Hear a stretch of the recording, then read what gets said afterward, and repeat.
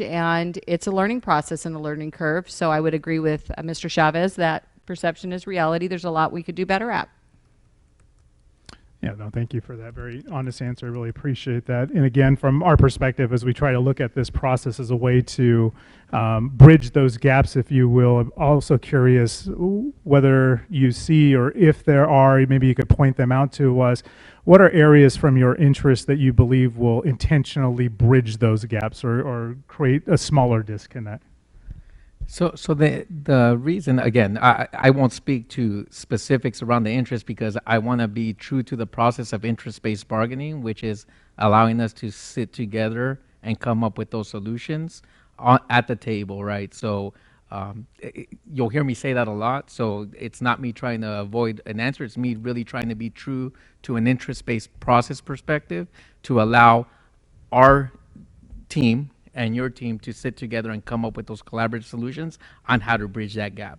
Because I'm not an expert, obviously, on how to bridge that gap. I'll do whatever I can from my team's perspective to bridge any gaps that we have, and I'll take whatever feedback your team gives us in how to bridge that gap, as well as our team's input into that, so that we come up with the right language and the right opportunities to do that. Oh, and I appreciate that.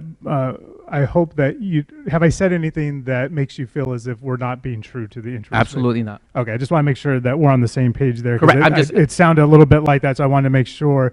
I think the reason why this is important to us in asking this is because we could definitely, when we break out into small groups, talk about interest and talk about how we might bridge that gap. But it's important, if one side may or may not feel like there's a gap to bridge, then that conversation is going to be very different than if we are on the same page that, hey, maybe this gap exists.